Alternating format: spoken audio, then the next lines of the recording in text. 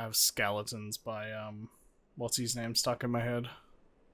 Not Ozzy The Osbourne, is song it? from no, the song that was a trailer for GTA 5. Stevie Wonder? Oh, yes. Yeah. I think it's Stevie Wonder.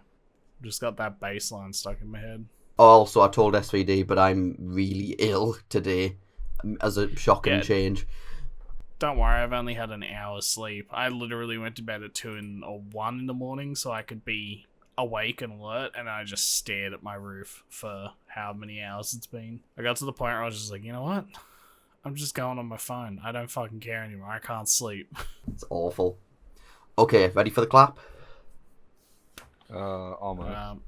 Okay, let me know when you're ready. I need to I'm turn ready off for noise the suppression. hand motion. There we go. Alright, I'm ready. Okay. Ratchet, you ready? Yes. 3, That 2, was a... 1. Ow. There you go. You got a solid double spike out of me there. I didn't actually have a look at my spikes. I think I just caught me laughing either side. I was laughing at Ratchet before we did the clap. Then I laughed at SVD hurting his hand as he clapped. The yes was a Little Britain reference, by the way. It's the flute dude. I didn't watch much of Little Britain. I only watched like clips because I struggle to get through like a full episode. Because I can get through an episode, but I can't just binge watch Little Britain because it's like so much of the same humor. Yeah, we get about 2 or 3 episodes in. Me and my mates watch it, and then we're like, all right, that's enough for tonight. We'll come back to it in a month. Yeah. Like, here's the thing. Matt Lucas and David Williams are really, really funny people. And they've done some good stuff together and individually. But, yeah, Little Britain it is fine for half an hour. But then when you sit and watch all the episodes, you just slowly realise, yeah, this is just rinse and repeat the same material back to back. You got to watch it the way that they actually aired it, which is an episode a week. It's like, oh, this is digestible. Yeah, literally.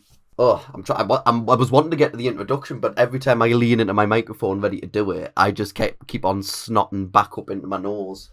Excellent. That's going to be the intro, just you saying that. Yeah, it might as well be, because the worst thing is, when I know I'm needing to, like, blow my nose, I'll get my handkerchief, but then I'll have to wheel my chair away into the corner in the hopes that it either doesn't pick up or it doesn't pick up as much. Because then I know when I come to edit it, I'm just going to be using the fucking trim tool so much and be like, oh, there's me blowing my nose again. Isolate, trim, out. It's like the fun times I have when I have to edit Ratchet's typing out in the background. That's fun. Yeah. SVD's my favourite in these because there's absolutely no background noise at all. It's heaven. I see SVD's track line on the audio spikes and it's like there's nothing until he speaks. It's like, oh, yes. Fantastic. Me and Ratchet need to get on his level. I mainly flip my mic up though, that's why. I even hear it. It's great. I hear you flip your mic up. I wish I had the same thing. Do you use a what's it called? A headset mic? Yeah. Yeah, I don't have that luxury, unfortunately. I'm on a Blue Snowball desktop microphone. What's yours, Ratchet? An Audio Technica AT 2020. Yeah, I have no idea what that is. That's like a studio mic. I did it because I was going to record music. I went and bought one. I was like, I'm going to sing into this thing so much. And every time I start, I'm just like, nah, today, hey. Do you still do those live streams of like Rocksmith on Twitch? Very rarely, because they all get taken down. There's literally no point in me doing them outside of like my own personal entertainment because none of them are profitable because they all have copyright music, which even though the game has the licenses for them, which you think would cover you Twitch streaming them, even though like because they're transformative, you're playing on top of that music, so it is technically transformative. It's not, and you get struck down. My Twitch account has so many where they've just emailed me being like, this is your last warning, and then I'll see it's Rocksmith and be like, actually that's not actually a copyright strike, but this is your last warning. Oh, that's also not a copyright strike, but this time, oh, it's not a copyright strike either. We really mean it. You're Yeah. you're really in trouble. Yep. So don't do it again. Yeah. But I go and look at the VODs, and the VODs are like, none of these are publishable because they all have copyright music in them. And I'm like, I've played all of these so badly, you shouldn't be able to tell that they're actual songs. How dare you? Can you not even just like play like? Well, you probably could, but then that'll just defeat the purpose. But I was going to say, can you not just like play your own songs and then just fuck around a little bit with it? Yeah, you could. But yeah, that's like, the point of Rocksmith is to like play proper songs. That's the cool thing about it. It's like, alright, SingStar was a thing, Guitar Hero was a thing. How about we do Guitar Hero with the real guitar? And so it's like, alright, well, it's transformative in my mind because you're playing over the top of it. Even though you're playing the song, it's still you playing the guitar for it. But according to Twitch and the music companies, no. Well, music companies can be arseholes about that sort of stuff anyway. Oh, They're so stingy with it. Everything. I'm trying to open my Twitch now to see the last time, because I have monetization. I made $100 once off Twitch, and that was just because people were subbing and putting effort in, and I was putting effort in. And then I started doing Rocksmith and stopped putting effort in. Yeah, I got nothing in revenue now because of all the songs. What's Twitch's revenue policy like? Is it because I know that YouTube limits it where it's like you've got to have like 1,000 subs and you've got to have like 100 hours of watch time or something like that. Does Twitch have any limitations with that? Yeah, I can't find it. I can't remember what I had to do. I think I had to get like an average of 5 viewers per stream. Is that 30? Oh, I think it was. Yeah, it was like at least 100 subs. An average of.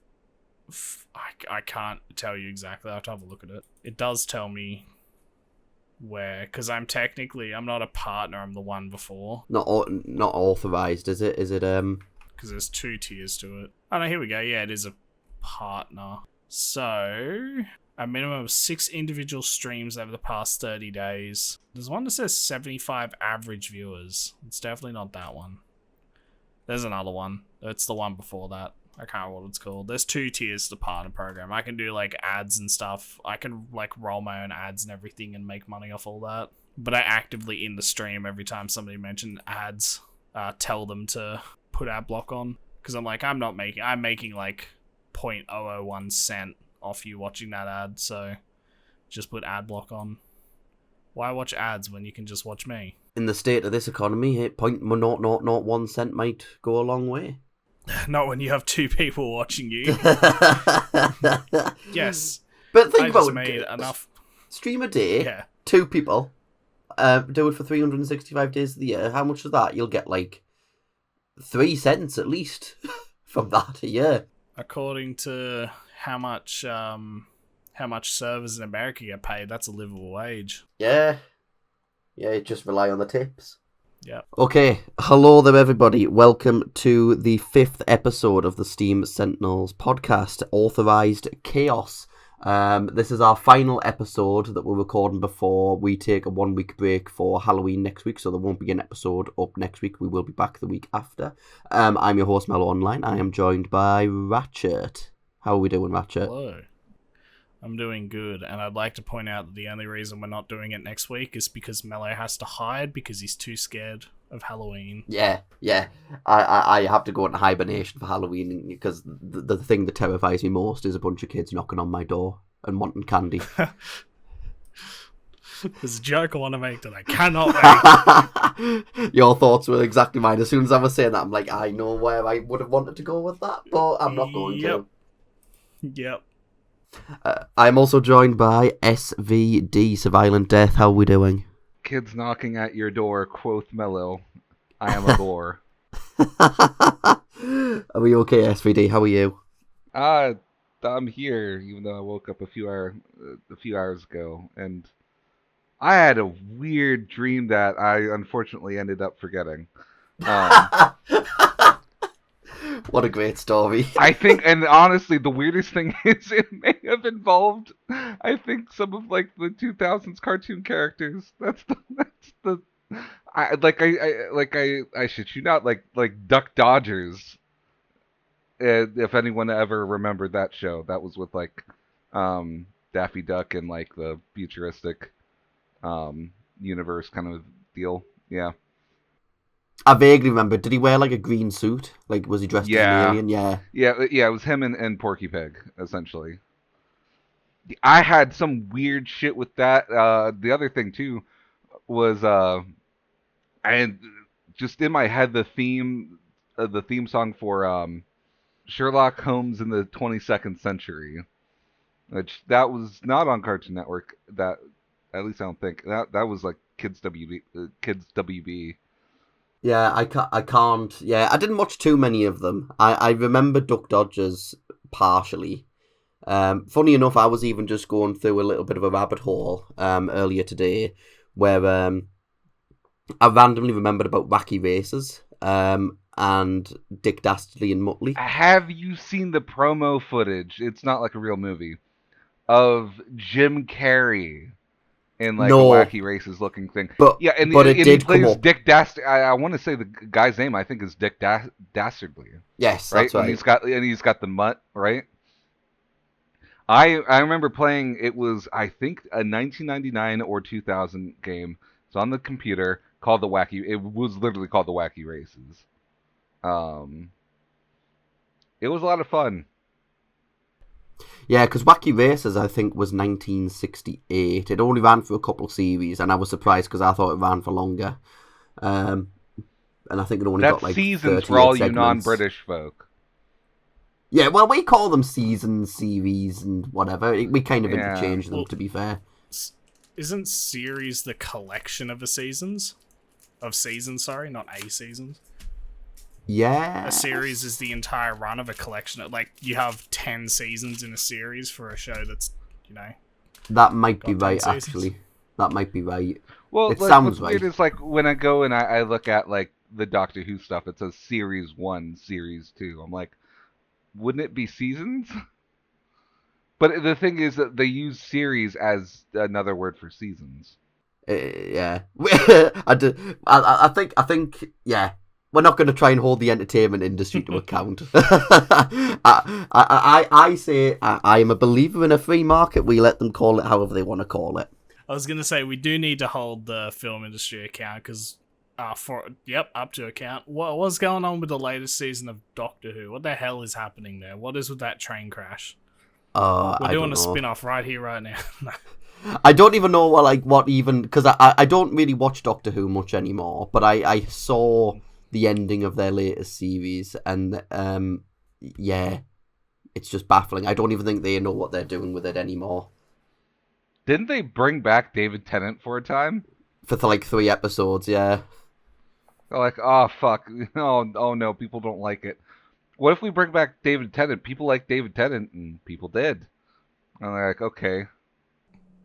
They had Neil Patrick Harris for that as well. He was like the toy maker or something like that. That was a really good couple of episodes to introduce the last Doctor, whose name I'm not going to say because I will butcher it. It would have been nice because I know that they did at least one female Doctor. There was an episode where I think it was either with Tennant or one of the more fondly remembered Doctors in like the new series ish stuff. Not the past few years, but I think years prior, where she imitated like I think Tennant's mannerisms in an episode to convince I think the Daleks or whoever that she was the Doctor, and she pulled people in the comments on YouTube and everything were like, holy shit, she could pull it off really well.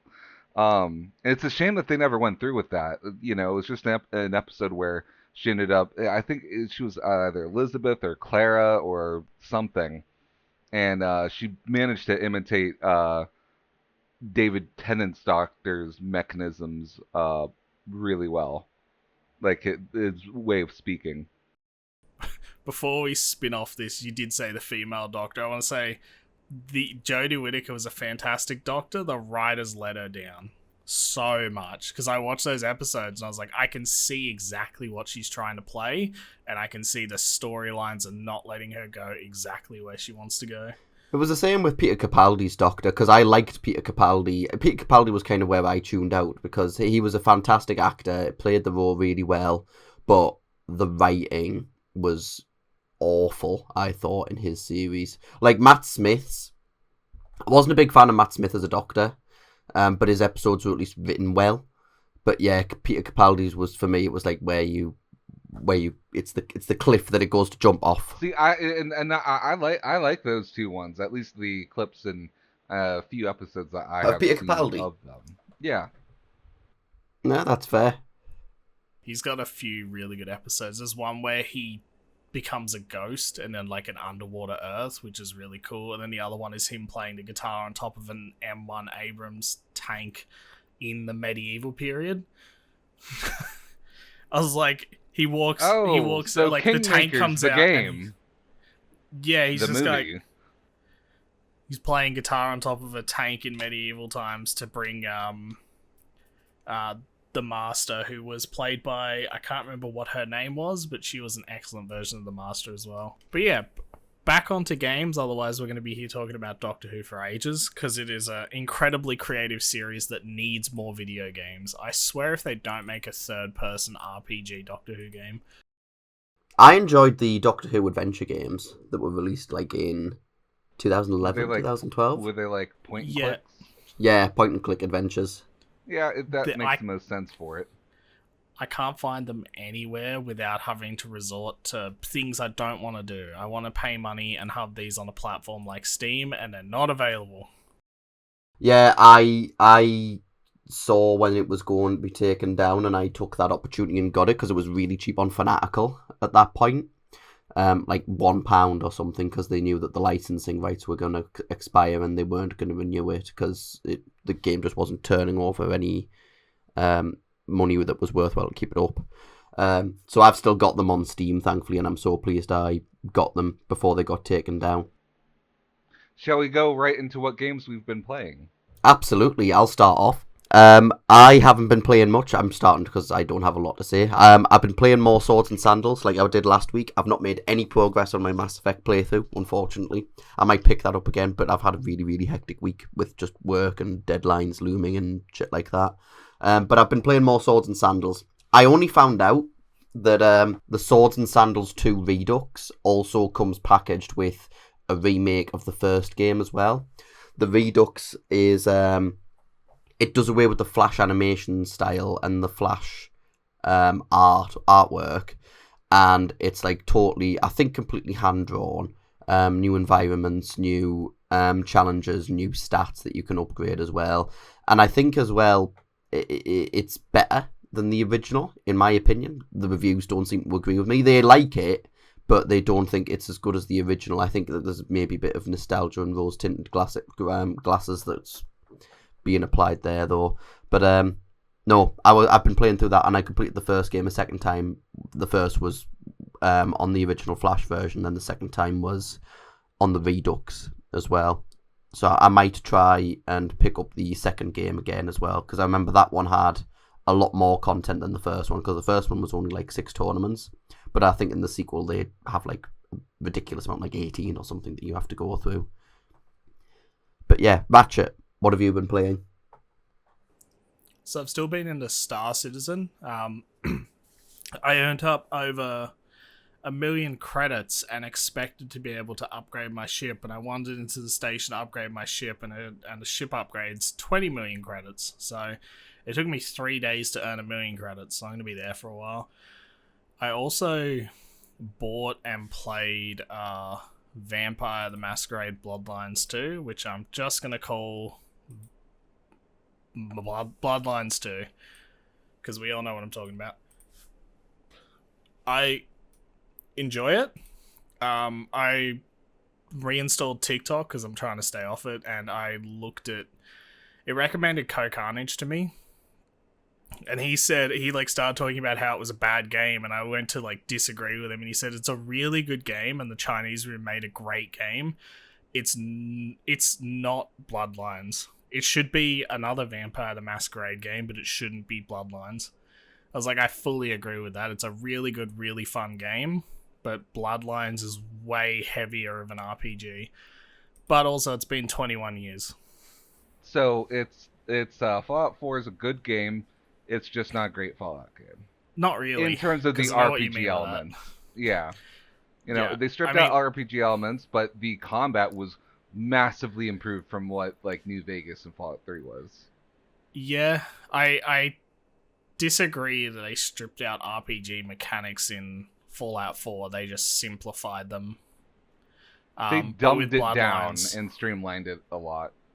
Yeah, Bloodlines doesn't really have role-playing aspects. The only roleplay you get is you get to pick your skills from a skill tree. The problem is that I don't know how to unlock the other sides of the skill tree, so you get to pick like a mastery. So I picked my mastery, which is stealth, and then everything else past that, I don't know how to unlock it. It doesn't like give you a clear indicator, or I'm stupid. One of those. But the cool part is it's based in Seattle. And part of it is based in where we were in Seattle about 4 months ago. So it's very cool to kind of see those parts of Seattle again. They're not accurate. I mean, I wouldn't blame any game for not getting a place accurate, but it is very cool to go back there and be like, haha, like this is literally exactly where we were geographically. Like they even have the that train station we were at that has all those the artwork that's on the gates of the train station. The problem is they didn't do the artwork on the gates, which I think is a licensing issue, but that's kind of the key point. Even The Last of Us 2 had the cool artwork on the gates. But yeah, I think people are overreacting to Bloodlines too. I'm having a lot of fun with it, and people are saying you can't get guns, but you have this telekinetic ability that allows you to pick up people's guns, and then you can just shoot people with them. The problem is it just keeps shooting until you're out of ammo, and then you throw the gun at them. But yeah, you feel like a badass playing it. People still have the expectations of the first one, but problem is that the second one here was in development hell for God knows how long, for at least 10 years. Yeah, and you gotta remember it's gone through at least 2 studios. Yep. Chris Avalon put out a tweet saying that he appreciates what the Chinese room did. He knows that they were not handed an easy task. Mellow?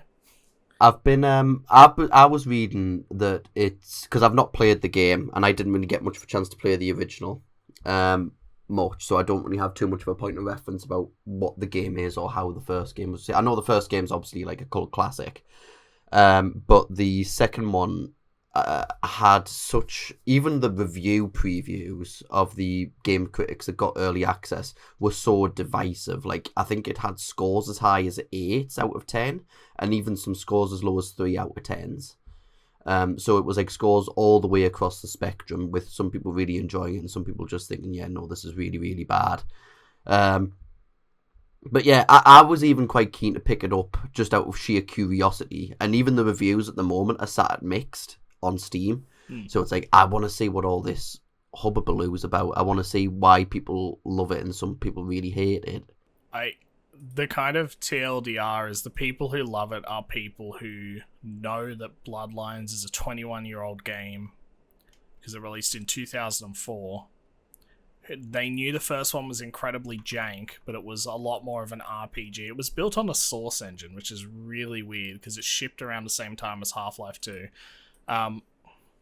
But Bloodlines 1 was a heavy RPG in the same way that, like, yeah, Oblivion and stuff are RPGs.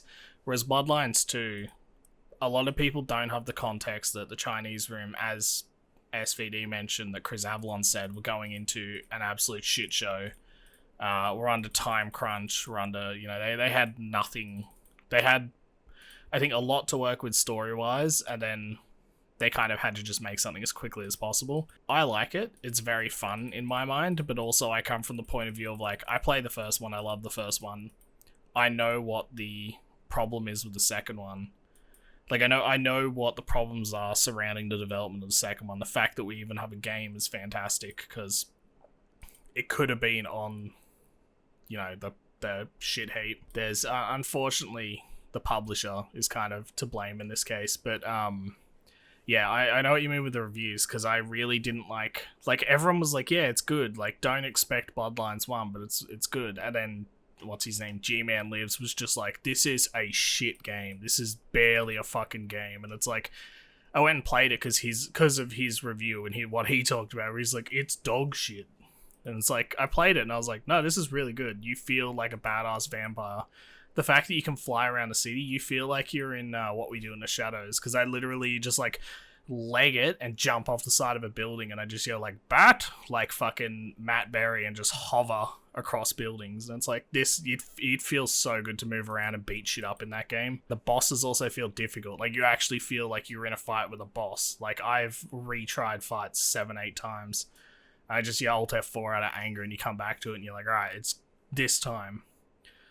It's actually like difficult in a good way. The only gameplay footage that I've actually watched of the game is like some exploit that someone found on like, I think it might have been X or it might have been YouTube or something like that, where they'd found that if you run and drop kick, it like doubles your character's speed, so you can run much quicker by like just spamming the sprint and the drop kick button at the same time. And they were making ground. They made fucking ground. There's like a beast sprint mode where you absolutely floor it. You go like 2-3 times faster. But yeah, then there's that dropkick ability that adds that impulse. The only thing I don't absolutely like about it is you run down the street, like you're like, I want to get from here over to there and I can only walk or fly. I'm just going to absolutely leg it. And next thing you know, you break the Masquerade. And when you break the Masquerade, you can't dodge them. They kill you. They just come up, like, there's an animation of just hands grabbing you around the waist and stabbing a stake into your heart. You don't get, like, there's not, like, a quick dodge it. It's just like, nah, you've broken the Masquerade, you failed. Game over. It's really fucking annoying as well, because it puts you right back where you started. So if you're at a checkpoint, you're doing a mission where it's like a key one is, like, all these enemies are out in this area. They're alerting people to the existence of vampires by killing people. Stop them. The problem is they're out in the middle of the street, so to stop them, you then have to increase your Masquerade detection level. So it's just like, I can't finish this mission because I have to like get around that. So I have to like stealth kill everybody while they're beating the shit out of cops. How do I? It's like it's very weird and annoying.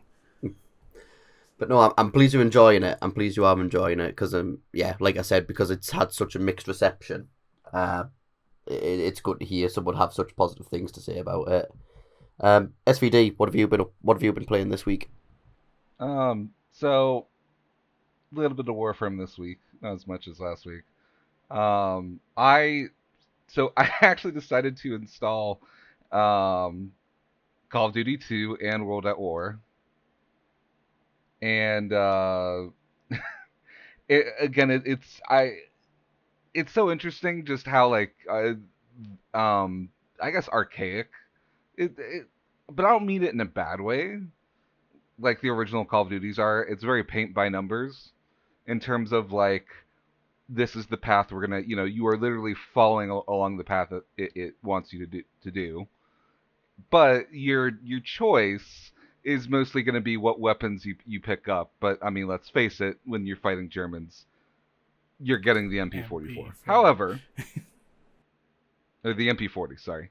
However, I then realized that I'd never screwed around with like because I always played COD on console, but now that I have them on PC, I didn't realize that there was like console command stuff that you could do. So what I did was just to fuck around, and I was curious, I would do the give all weapons stuff, which gives you all the weapons that are available in that level to your character. And I remember just cycling through some of these. I'm like, wait a second, there's this gun that's somewhere in this level, sometimes it was like, I think it mainly like World at War talking about that. It was interesting that like in levels that like in the level where you actually can get the ray gun, it's funny that like when you do the give all command, it doesn't actually give you the ray gun. If you want the ray gun, you have to do that Easter egg thing, which is still a cool thing. And I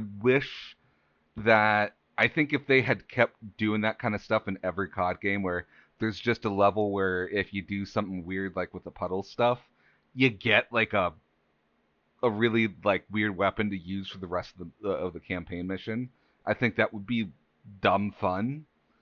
But that's just my take. So I've been playing that, and I've also been replaying Command and Conquer Red Alert 2 Yuri's Revenge, which as well as Red Alert 2. And I love the voice lines in these games. I will play some. Mellow can feel free to cut it out later on if it ends up, being too loud or whatever. But like there's a mission where where when you play as the Soviets, you have to fend off against the Allies who are going to Soviet villages trying to recruit people.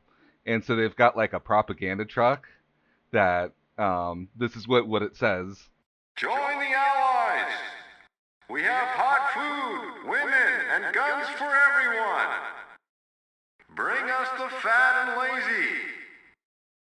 There's a bunch of other stuff that it says. Do you just have those preloaded on like another Discord server as like soundboards? Oh, Yes. absolutely. I go through them, and I love like there's a mission in Hollywood where you play as the Allies, where like you have to fight against a faction that's brainwashing the populace and using mind control, and you get 3 Hollywood actors. They're parodies of Hollywood actors that join the fight, and so you get Flint Westwood. I was born ready, down and dirty. Meet Smith and Wesson, 45 in the holster. Try me again, punk. He's very. I mean, it's clearly Clint Eastwood, right? Then you have Arnie Frankenfurter, Find me something to terminate. and then you have Sammy Stallion, right? Sylvester Stallone, and it's always movie references with them. Unfortunately, the latest patch for the game, back in 2000 whatever, it was the patch, essentially the last patch for the game. They ended up taking out. They didn't take out the voice lines. They replaced those voice lines with generic voice lines from a different unit. I guess because they were afraid of potentially a lawsuit or whatever. Even though this was very much clearly a parody. But yeah, it's one of the reasons why I love the Command and Conquer series is they've got dumb voice lines that all over the place. Like and it's on like that B movie kind of stuff, but it's the best of the B movie like campy kind of stuff. Like there is a demo truck in one of the games that makes a lot of like shipping puns. Sorry, no tracking numbers. Nothing stops the mail. Yeah, it's shit like that. I adore these type of games with how campy they are. And I one other thing is I decided to actually start to pick up Grim Dawn, which is like a top-down isometric RPG akin to Diablo, but it's without all the bullshit microtransactions. I've played that, I think, Grim Dawn. It rings a Yeah, bell. they still make content for it. That's the type of game that that type of model for like monetization of putting out DLC over time is something I'm very much a fan of, and whenever they put out the new DLC, I will be absolutely buy that, probably at full price. Not even probably, absolutely at full price, because like it's one thing to buy a game on sale when you're not entirely sure if you're gonna love it, but once you know that you love it, then it makes it so much easier that when they do put out DLC, you'll probably buy it at full price if you love it that much. Yeah, I've just had a look at the store page. I think I must have gotten it in like a Humble Bundle or something. I suspect at least, because it doesn't look like a game I would go out my way to buy, like, myself, unless it was included in something else. I like RPGs, but I much prefer the more rather than like top-down RPGs. I much prefer like first-person RPGs or an open-world RPG, because the world building's just a lot more richer in that for me, and I can just get immersed in something for hours. Yeah, it's easier to notice the detail when it's like first person or For third sure. person like that. Yeah, for sure. I might have already said this, or I might have just thought about saying it and just totally forgot. If so, I'll edit this part out. But I'll apologise to people listening. I am sick. still. I have been for 3 weeks. So I will sound quite bad. I feel bad, so I'll probably sound quite bad in the audio as well, so apologies for that. We have got 3 segments that we're going to get through. We have got our comment comeback as usual, where we respond to comments from last week's episode or something that we've put up during the week. We then are also going to talk about the Scarface store pages, Scarface The World Is Yours store pages that came up on Steam and the Epic Game Store this week, that ended up not actually coming from the original publishers, and turned out to be an unauthorized upload of the game, and it packaged in some fan-made mods that also didn't have the full permissions to be included. And then we're going to cap the episode off talking about some Steam games that have had their free licensed depot files removed, rendering the games being unplayable as well. So this will be our final episode for before Halloween as well, so please don't expect an episode next week. But Stop for saying now... final episode. Like, you say final episode when it's going to be like, we're going to be off for a month. Not like when it's going to be a week hiatus. Hey, that one person, Ratchet will be subscribed to my channel, and he'll be disappointed when he doesn't see another episode come up next week, I'm sure. So, comment comeback. We have got a comment here from, and I did write the name down. Here we go. This is a comment from Spacer on Steam, who put this up on our article last week that SVD wrote about the legacy of Steam Direct. Spacer put, and I quote, "Perhaps I'm being nostalgic, but the only positive thing that came from those changes mentioned is the point shop and profile overhaul. The biggest offender, in my honest opinion, is Steam Direct. While it helped many well-intentioned developers, it also flooded the store with fake games and asset flips," end quote. So obviously, ties in very much with what we discussed last week about Steam Direct and the legacy about it. He's basically, Space is making the claim that Steam Direct, while it's opened some doors for smaller developers, it's also flooded the store page with more junk, which I'm sure we can all agree on.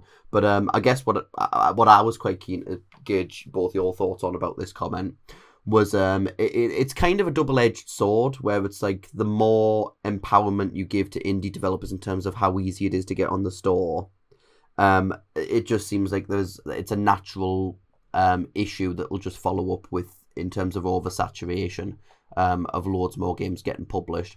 So I guess, is it going to be, do you think it's as bad of a problem as Space is saying it is? And also when he mentions about the point shot and profile overhaul, do you also agree with him in that those are positive changes?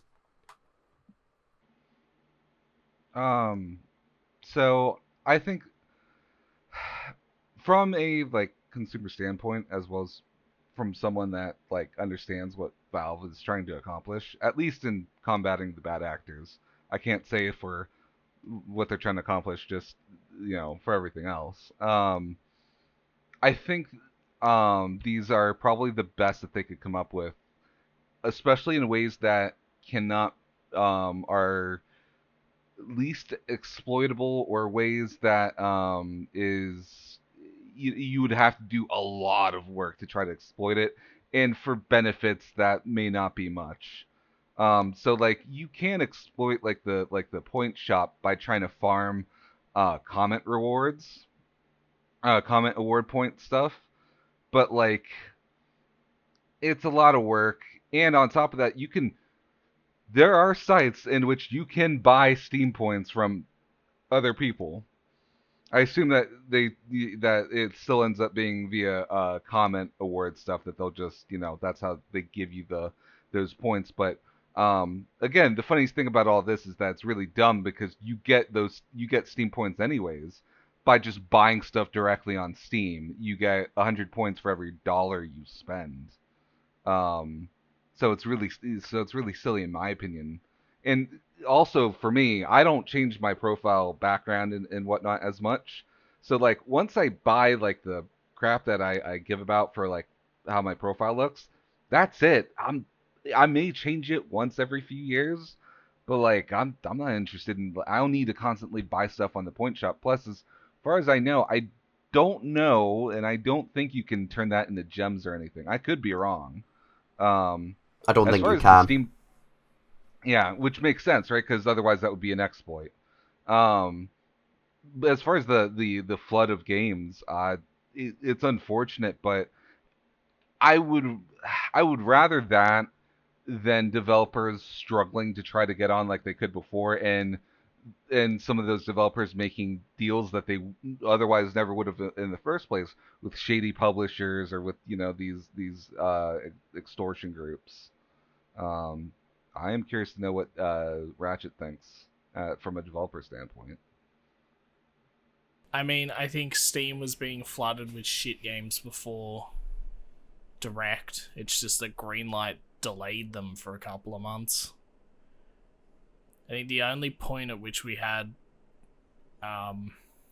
Steam like not being flooded with shit games is very early days Greenlight, when Valve were looking at and reviewing the games and weren't just letting an automated system push them out.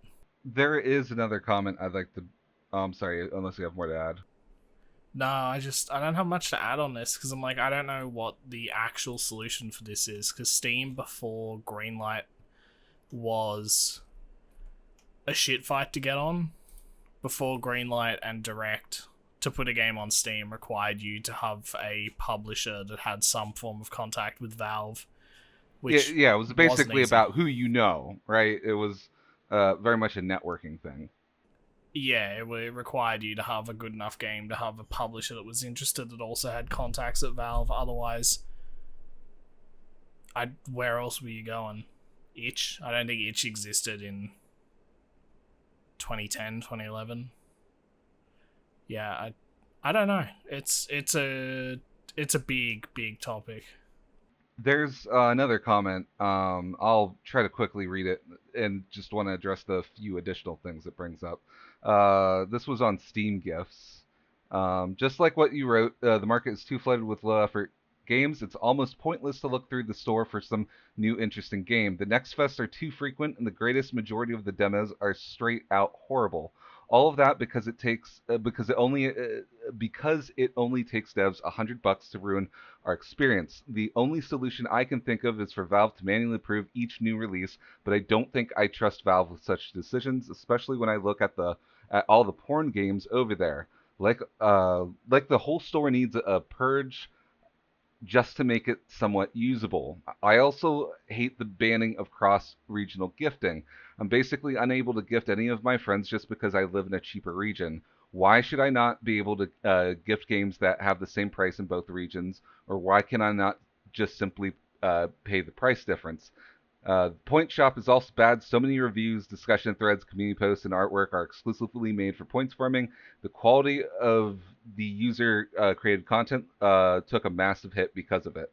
So the additional stuff this person brings up, they bring up the frequency of next fests, and they bring up the gifting stuff, and then they also bring up the fact that they feel that because of the point shop, there's a lot more like rage bait posts in order to try to get farm like the clown point award stuff.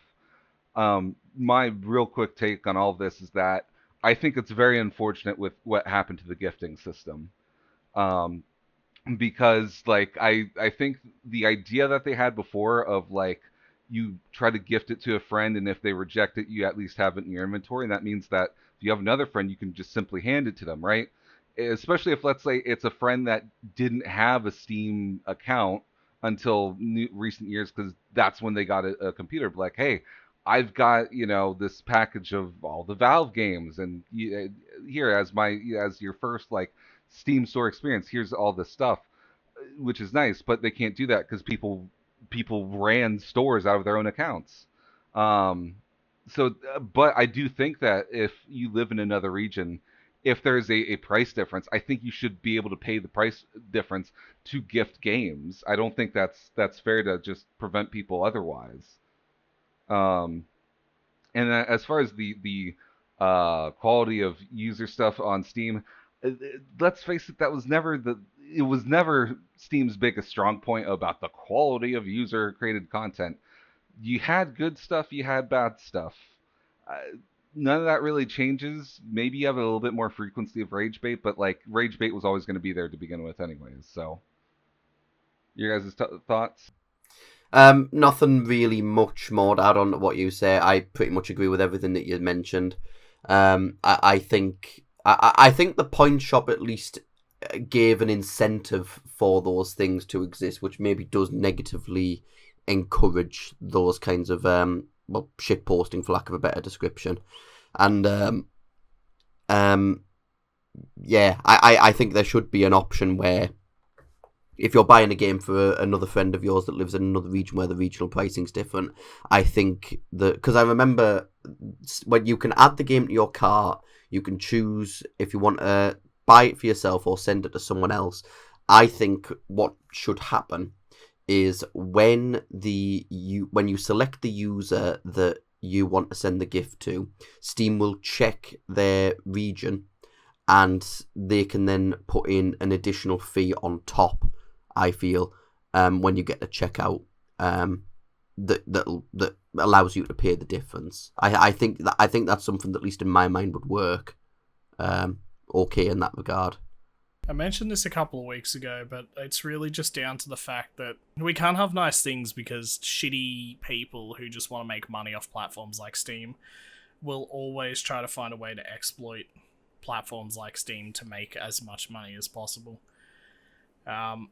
It's a discussion we've had. It's a discussion we've had with certain people at certain companies where and I think we all just agree that, like, as cool as it would be to add these features, as cool as it would be to bring back stuff like the summer sale events, I don't think they're ever going to happen again, because the minority percentage of people who find a way to benefit from them financially have ruined them for the majority of people who just want to play cool shit. And it upsets me. Like, it's one of those things where it, like, genuinely annoys me, and just, like, it gets to me. And those people where they comment on stuff like that, and they're just like, like, oh, who cares? I should be able to run a Steam gift store out of my inventory. It's like, yeah, you're the problem. You're the reason we can't have this stuff. Like, thanks, arsehole. No company in their right mind would ever allow such a thing to continue to exist. The fact that, like, yes, I'm going to go to the grocery store, buy these avocados on sale, and then the next day when they're not on sale, I'm going to go to that grocery store's parking lot and sell them for just a little bit cheaper than what they are in the store. That store is not going to allow you to do that. I mean, there's other laws, but, like, that concept, right? No way in hell are they going to allow you on their property to undercut them. And yeah, with what you said about the summer and all these sale events, like, what was it, like the teams and the races and whatnot, like, all that stuff, people encouraged bad behavior, negative behavior, toxic behavior, because you'd have people that were whining that their team wasn't winning, and also, like, some of the prizes where I think, like, one of a game on your wish list would be given to you for free or something like that, I think was, like, for the top winning team. And so then people were trying to make accounts and then join, like, the winning teams. And Valve, I think, eventually realized that if they kept doing this stuff, it was just going to make things worse, and people were going to find ways to exploit it. And so they decided to have enough of that. I am going to move us on just because I'm conscious we're working against the clock. But thank you very much, Spacer, for your comment. If you want to have a comment of yours featured in our comment comeback section, please do leave a comment on Steam, X, Discord, in the YouTube comments, wherever we are, and we might pick it out for a bit more of an in-depth discussion in the next episode. Obviously, bearing in mind it'll be 2 weeks before we get to the next one. So, moving on. There was an incident this week about the game Scarface, The World Is Yours, cult classic licensed game. It's one of the few licensed games that, well, I say one of the few, there are loads of licensed games that are actually quite good, but this one in particular is held in very high regard. Game based on the Scarface film, and it was released on PlayStation 2, Xbox, and PC in around 2006, but because of varying licensing issues, obviously with it being a film, licensed music as well on top, likenesses to real life people. It hasn't had an official digital re-release until this week, where store pages for a digital release for the game surfaced on both Steam and the Epic Game Store. Steam, it just had a store page up, but on the Epic Game Store, you could actually buy the game for, I think it was $20, $30 or something like that. But the weird thing about it was the publisher for the game was marked as EC Digital. EC Digital had no history of publishing games on Steam or Epic. They did have a community post up saying that they had just recently acquired the rights to the game, or that they were in the process of acquiring the rights, which just made people ask more questions, because then if the licensing rights for the game are still under negotiation, why are you publicly putting store pages up preemptively before that's happened? And then plus as well, the Epic Game Store, even being you were able to actually buy the game, they put that down to an error on their end, that they put it up by mistake. But then the full story ended up coming out that, yeah, they hadn't gotten the rights for the game, and they'd put up store pages and also effectively sold the game on Epic Game Store without any permissions. The game itself was marked as just basically a ROM, effectively, but with some fan-made mods applied on top, which it seemed that even then, the fan-made mods that were used, some mod authors were contacted, others weren't, about their mod being used in a supposed official re-release. And they were also promoting that AI upscaling for a free HD DLC was also in the works. But then obviously that's seemingly not going to happen anymore because of the fuck-ups that's happened along the way.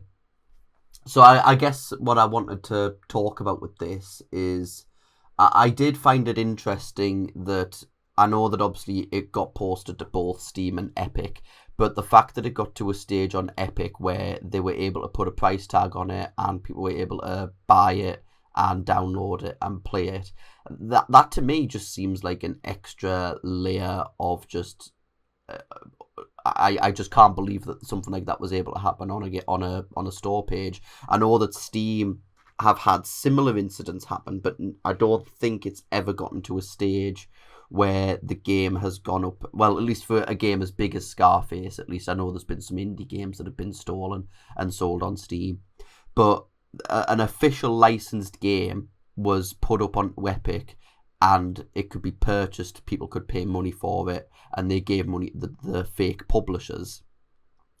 Whereas with Steam, they've obviously got that at least a buffer period before a game can actually be sold. Does this potentially raise questions in terms of the approval process on both Steam and Epic, that this was allowed to happen, or do you think this is very much just an isolated incident and the blame should be more on the fake publisher? First, a pun. Scarface, your game is ours. No,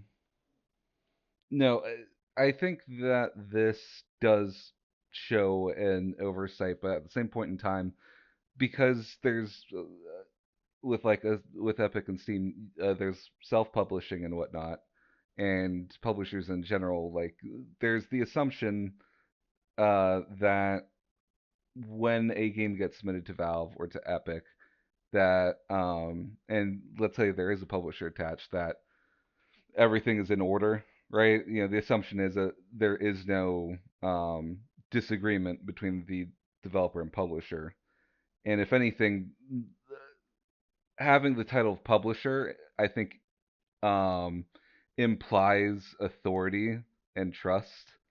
And so, much like if you were to see a police officer, or you see someone with a doctor's coat that has a name tag that says, you know, DR, or the PhD stuff, you then would assume that that person is a doctor, that they do have a license and everything, which bad actors and whatnot can take advantage of.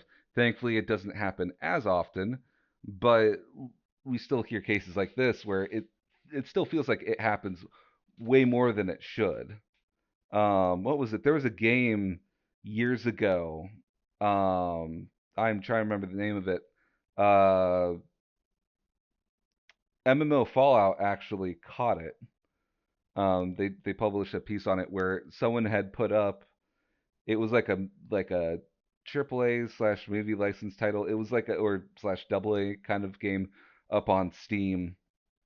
They'd known it. They just put it up on Steam, and I mean, once it came out that like they absolutely did not own that game, it was taken down. But they still got away with, oh, hey, this is on Steam. Let's buy it, and that's. It was like it was. Was it Black Site? Was it Black Site Black Area Site. 51? Yes, it was Black Site Area 51. That's the one. Like no one checked, even though like it's like Black Site Area 51. We would like it's not like an indie title, right? It's kind of in that official AAA kind of sphere of things where you would assume that if it goes on a platform, it is with authorization. It's like who would try to like if imagine if someone tried to put Battlefield 1942 onto Steam, right? Like you'd be like, well, there's no way that Valve would go, yep, I think you own, yep, I think you're the proper owner of the game. We'll allow you to put. Valve would go, you're not EA. But if it's a more obscure title like Black Site or like or like with this one, then it is assumed that whoever's putting it up on the platform that they're authorized to do so. And plus, it's so obscure that I feel like the platform, I don't know what to call them, moderators, owners, whatever, the people that would then look at the submissions, they may just make the natural assumption that the person has the authority because who's going to actually really try to pull something like this, and yet they can. Sorry, I'm very long-winded. Ratchet?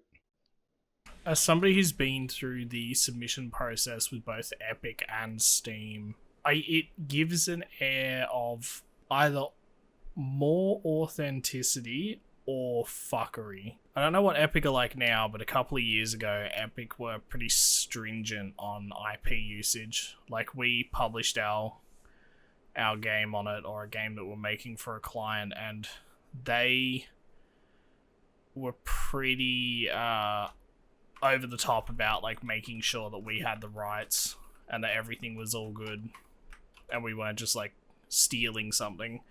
But the thing is, unlike Steam, Epic have it locked down so you can't rename. They're called packages on Steam, I believe, but I don't really pay attention to that. But essentially, you can't rename the app on Epic. Once you've named it, it's locked in.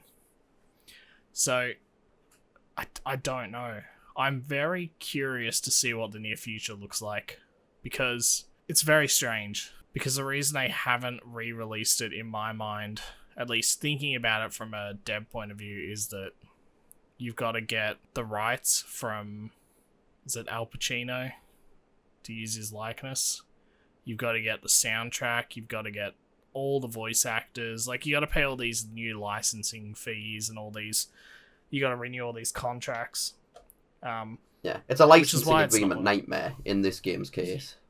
Yeah, it's like re-releasing Grand Theft Auto. Every time they have to update the licensing for like Vice City, San Andreas and all that. I read it a long time ago, like 4 or 5 years ago, but the music companies increase the license because they know how much it's Rockstar is worth. So they try to make them pay extra. That could be wrong. It doesn't sound wrong. It sounds correct and greedy. I hope it's a proper re-release, but I hope they go about it the right way.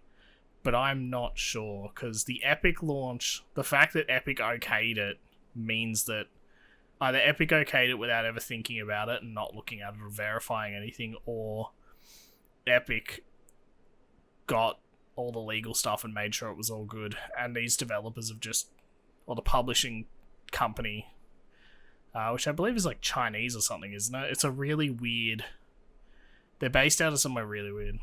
So from what some internet sleuths found out, so the name itself, EC Digital, was filed as a Chinese company, but that company was defunct in 2019. So there's actually currently no legal registration for an EC Digital anywhere. So some people are suspecting that whoever this individual is has used a defunct company's name, and they don't have even the authorization to use that name. The store pages on both Steam and Epic have now come down. The game got removed from sale from Epic, from the publisher's own, from the publisher's request, because they were getting some. I think they said something like they were getting some threats or something about the release, and they then also realized that they jumped the gun in terms of actually publishing the game when they knew they didn't have the rights for it. So it's been quite a fucky scenario, because I was disappointed when it came out that it wasn't actually a genuine, authentic re-release, because I've wanted an actual digital re-release for Scarface for ages, and the fact that it was saying, oh, we're going to have some fan mods included in the game, we're going to have a 1080p HD free DLC included. It's like, okay, this sounds cool. This sounds cool, because these are just some basic enhancements to the game that don't really diminish on the original version. This sounds neat. This sounds quite cool. But then obviously as more was coming out about it, it was painting a much more negative picture about it. So yeah, because the thing with this with me, it is such a massive IP, and like you said, Ratchet, I previously had this image of Epic were more stringent on their rules and their policies than this. And in this instance, even though Steam allowed a store page to get up, they at least didn't allow the game to be distributed onto Steam, whereas Epic have both allowed a store page up and they've also started charging for the game, and people have been able to go out and buy it, which is theft, basically. It's theft and it's IP infringement, it's copyright infringement. Do you think that there's... I'd be keen to hear your thoughts on this, Ratchet, because I'm not sure what the full policy is on Steam or Epic, but is there a manual verification in terms of license, in terms of IP uploads? Like, do they actually ask you to say, hey, you need to send us contracts and documentation that shows that you have the rights for this? I don't know. I haven't been down that front of it. I'd assume so. I also just want to point out as well, the only reason the Steam version didn't get distributed is because they screwed up the Epic release early. So Steam would have been on exactly the same track as Epic if the publisher hadn't have screwed that up. Yeah, look, I don't know how they work, but if I was running a system like that, I would also just be like, hey, this is a well-known franchise, and you are not Activision, you're not Microsoft, and you're not Radical Entertainment. What are you doing? Like, please show us that you're going to be purchasing this IP, or that you have purchased this IP. Right? Because that's a big thing for me, is because I know Steam does store page checks before you release. Like, the first time you release a game on Steam, you have to go through all... Like, somebody at Valve has to look over your page and be like, yes, this is good. This doesn't include anything that goes against our guidelines. So the fact that somebody at Valve went, yep, looks good, Scarface remaster or Scarface re-release, fine with us, means that either they were lacking that day or something is happening behind the scenes, and this is a genuine re-release that is doing what Grand Theft Auto Vice City did, and is just piggybacking off mods without acknowledging it. Which is, I genuinely believe that, given that Activision has been selling IPs here and there, because they bought out a shit ton of them, I think it might be genuine. I think there's a case where they're actually trying to buy the IP off Microsoft, Microsoft, because Microsoft own Activision now, and they jumped the gun. I think that's what is happening here. I don't think it's just some random person. Otherwise, I don't think they would have been able to get this far anymore, because people used to do it with Greenlight, with uploading World of Warcraft and Minecraft and shit like that. I think there's a road here that leads to a genuine re-release of a classic IP. I'm probably more inclined to say that it's not. I get what you mean in terms of, yeah, it is weird that they've been able to get this far if they weren't at least being able to be somewhat genuine. But the fact that they're using this defunct company's name, that doesn't seem to have any incorporation status, the actual publisher entity itself, the game publisher entity, has no track record on Steam, doesn't have a history of doing this, and if in theory, let's assume that this is the same EC Digital based in China that went defunct in 2019. Went defunct in 2019, they come back into business 6 years later, and then suddenly, because previously the EC Digital were working on mobile game development, mobile game publishing, they decide 6 years later to come back into business, use the same name, but then release a Scarface re-release.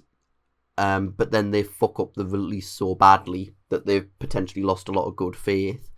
Something about that doesn't sit right with me. There's something about that seems like there's too many coincidences happening there. SVD, what are your thoughts?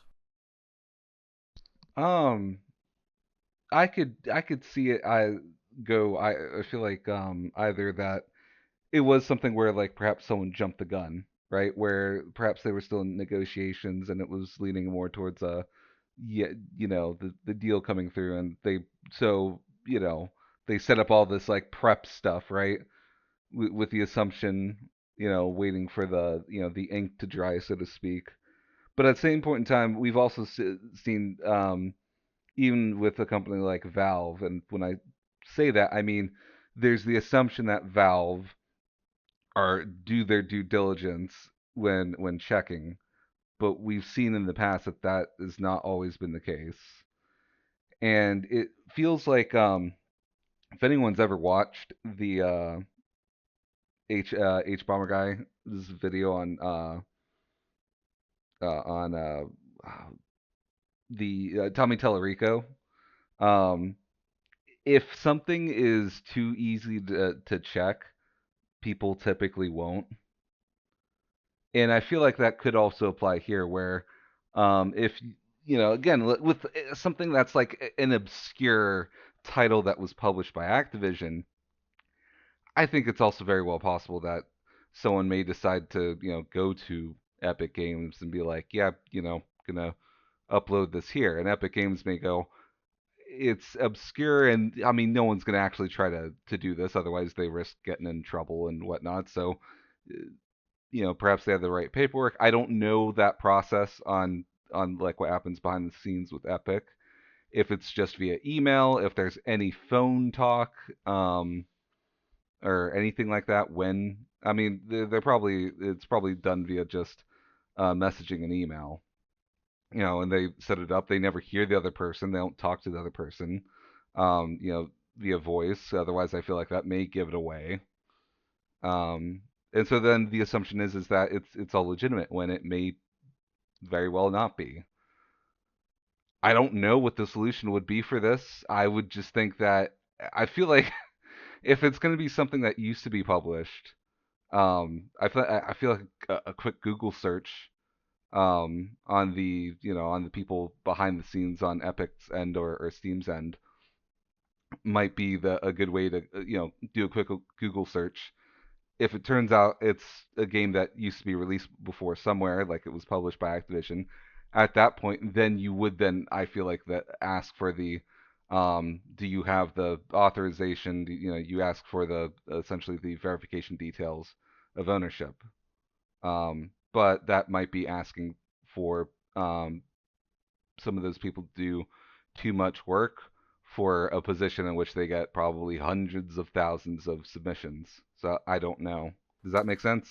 Yeah, it does, because it is complicated in terms of like going through that level of verification. I got a little lost in my own thoughts, so that's why I wasn't sure if I just ended up pointlessly rambling again. No, you're okay. Yeah. Yeah, go ahead. I found that there's two EC Digitals in Hong Kong. There's EC Digital Co. Limited, the EC Digital Company Limited, which was started in April of 2018, and then EC Digital Entertainment Limited, which was defunct in October of 2019. So it sounds like the same company, and they changed their name. And to change their name, like if the company I co-run changes our name, we technically have to start up a new company, even though you just do a name registration change. It technically counts as like you're dissolving the old one and starting a new one, because it did a whole bunch of legal stuff, and the fact that like the databases and stuff they use to manage them are so old. So yeah, not defunct, very much a live company, which kind of leans into a little bit more validity. But the fact that they haven't done anything outside of Hong Kong since 2018 is a little weird. It's very odd, but yeah, I believe they're trying to purchase the rights to this IP is what I think is happening. Time will tell. But I think the reason they jumped the gun is because they are, like SVD just said, I think Valve did do its due diligence. I don't think Valve would have let such a popular 20, 25-year-old game ship onto Steam without checks. Because they don't check for mods. They're not checking like, oh, you've got a bunch of mods on this version of the game, It's like, yeah, you can't include those. They don't care. They're just like, all right, is it the game? Is it working? Oh, this is an IP. Do you have the rights to this? Is what I assume they would do. Mm-hmm. Yeah, no, thanks for that, because that's an important clarification. So yeah, time will tell. If I was still to place a bet, I just don't think that this is genuine. I want it to be. I do want it to be, because I want a digital re-release of this game. But call it again a gut feeling that I've got. But it is just that. It's just a gut feeling. Okay. But do either of you have anything else to add on to that subject? Otherwise, I'll bring us into our last topic. I just want to point out that the only thing I want to point out, and this has nothing to do with this is just me being angry. Whoever you cited that mentioned the old company is lazy and clearly only used ChatGPT, because I just went on to the Hong Kong corporation search and found both of those by just typing in EC Digital into it. All I did was just Google Hong Kong Company Registrar and then type that in. It took me like 5 seconds to find the background. So shame on whoever that was, you lazy fucking piece of shit. Don't use ChatGPT to do what would take 5 seconds of Googling. This is why we don't use AI. Fuck AI for that specific case. It was a YouTuber, but I'll not mention him by name, purely just because I can't remember what his name was. I thought you were going to be like, because it'll set you off and we'll be here for another hour. Yeah, exactly. Right, okay, let's move on to our last subject. So in our forums, there's been some discussion, and some users have noticed that some games that have been temporarily given away for free, so paid indie games, and they do like a 48-hour event where the game is just free. It's not like a free weekend where it's like you'll get the game for free and then your access gets rescinded. It's like the game is being given away for free, and if you claim it within these 48 hours, then you've got the game. There was a few games, most notably the ones that the Sentinels members have been citing, were some indie games called Dome Discover, Doomsday, and Wild Castle. So these games, all by different developers as well, ran these free events where if you claim them in those 48 hours, you would get a free commercial license added to your account for those games. But within the last couple of weeks, even though these giveaways maybe happened even like 1 to 2 years ago, the developers or publishers for the games have stripped the free license. They've stripped the package files from the free license activations. So the game remains in the user's library, but when they go to install it, there are no files there. So initially people were thinking that the game's just had its files removed outright. And I thought that when I first saw it. But turns out they've somehow only and there probably is a back-end system on Steam that allows it. They've removed the package files from the free license, but they've allowed the files to stay on the paid license. So it means that The free licenses are invalidated, effectively, even though it's not gone through the proper route for it, but it's rendered the games unplayable. And it means that you have to buy the games you want access back. I did a test because one of those games I must have claimed during one of those giveaways, and then I bought it, and then I did get access back. And I wanted to raise it because it kind of raises an ethical question, because even though the users didn't buy the game, they've claimed it under the pretense that they would be able to keep the game forever, and it's been revoked through a method that isn't really the intended method either. So I was keen to hear what both of you kind of thought about that. It'd be illegal in Australia. Really? Even when it's free? Yeah.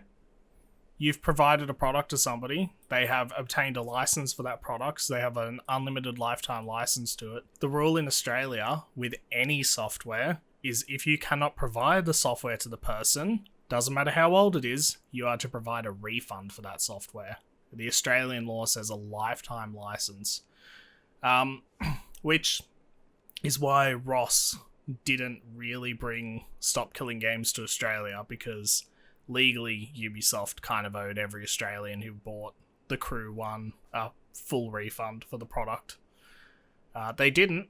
They'll try to weasel their way out of it. But yeah, Australian law says if you can't provide the product, then you provide a refund. Which in this case is $0, but it's still Australian law. You can be sued for not providing the product or providing a refund. We don't really do lawsuits over here, but yeah, it's against the law to just pull a product, even if you provided it for free to people. Like, there's a way to go about it. Yeah, because I would have thought that, at least in my mind, in terms of the proper way to have done it, because none of these developers have really, to my knowledge, came out and gave a justification. I think one of them acknowledged that they did it on the forums, but they didn't give a reason why they did it. I was meaning to try and reach out to the developers for comment, but I've not had a chance to get around to that, because the whole scenario with that really does fascinate me, because it's like, is this an attempt to try and get sales? Are you hoping that if you take the free version away, people will buy the game?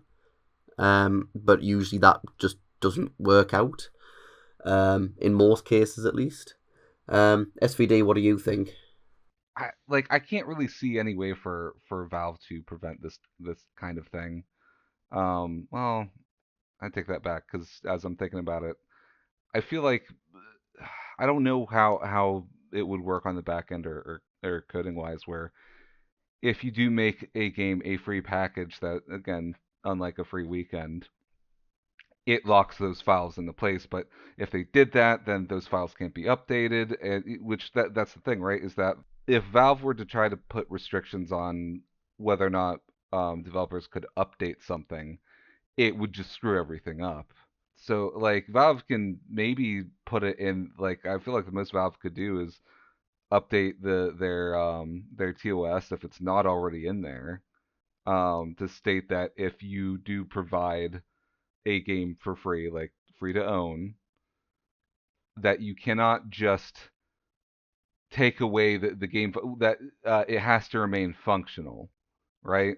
That you can't just take away the game files. You can't take away one file or change it to where if it starts up, it just will always crash no matter what. I feel like that's the most that Valve can do in that case to deal with that, because and I don't foresee a ton of these happening, but I do foresee, like, some of the occasional unhinged developer that we've come across, who has a change of heart, mind, whatever, and goes, oh, I regret doing that. Well, or you know what, I'm gonna release it as free, and then a year later or whatever, if it gets any more popular than what it is, I'll then make the free copy not work to try and force those people into the paid copy.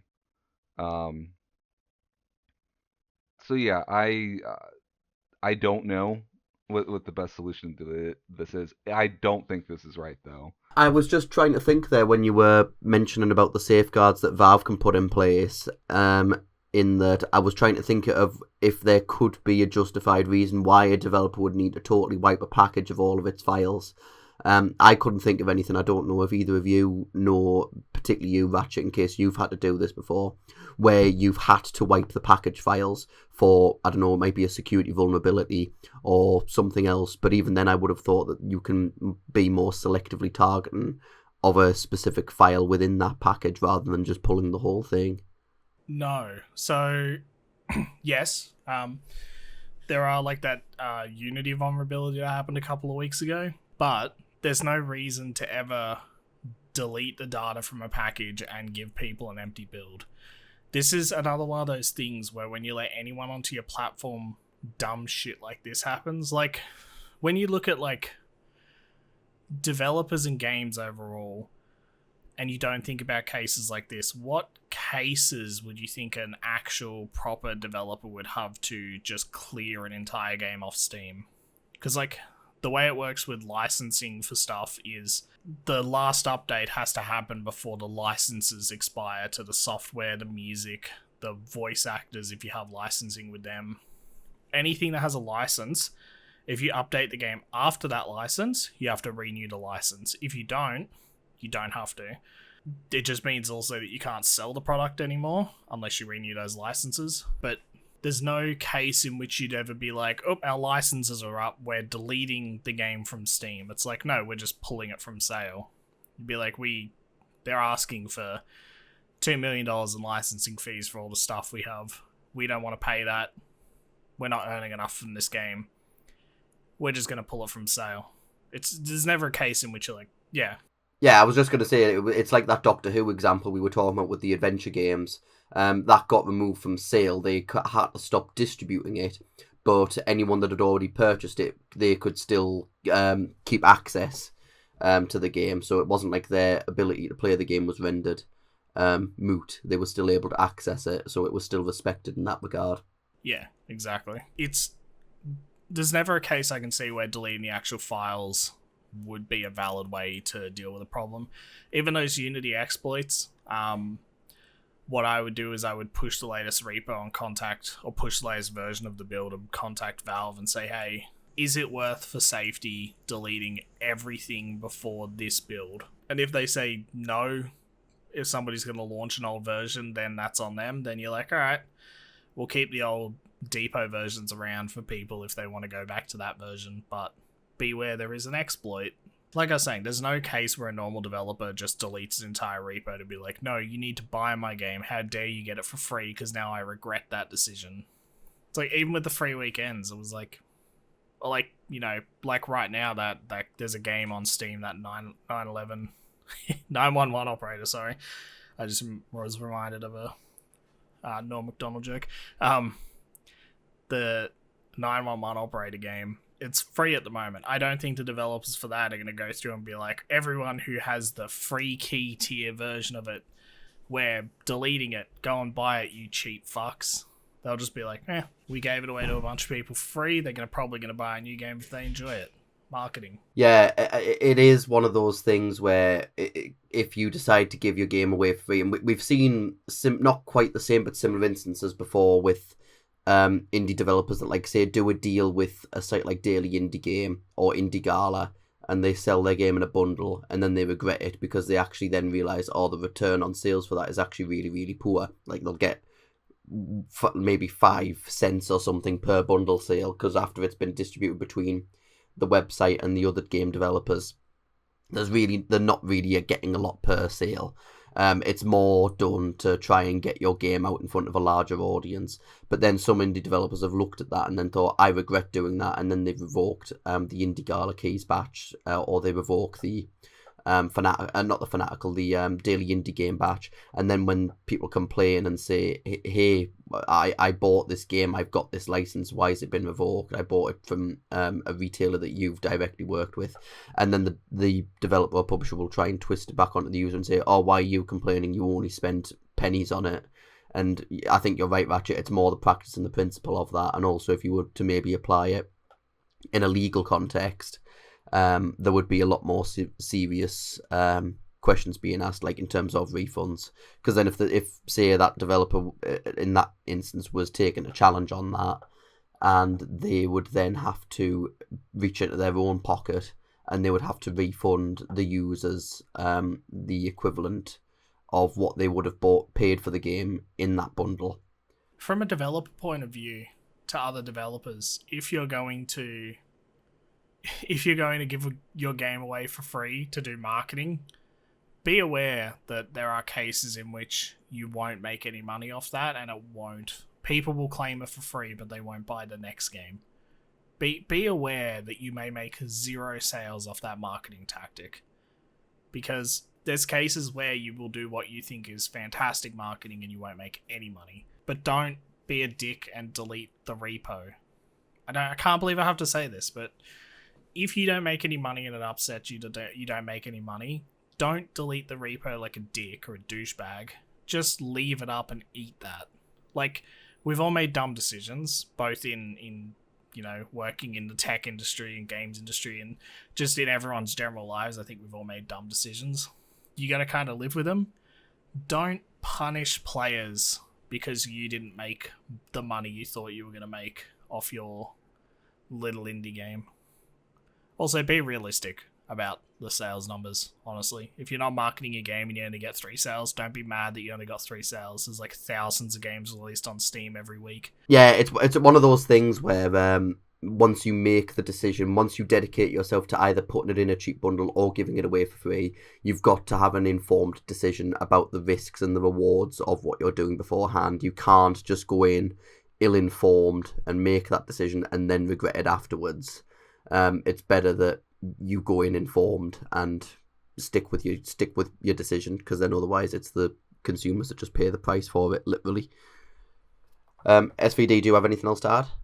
Yeah, I do think that this is like, it's one of those things where I just can't see Valve putting anything like hard coded in to stop something like this, because then that would mean that it would screw over then all developers, which is not a solution at all. That's not viable.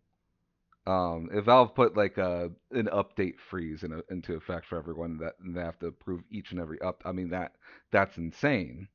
With the amount of titles that they have, you can't do that. And the problem is, it's one of those things. Much like any person with $100 can essentially upload, anything onto Steam, right? You have then the issue of, right, Valve will do a review of what they're trying to upload initially. After that, they may take a look if you're going to, depending on what you're going to try to update maybe afterwards, depending on whatever that could be.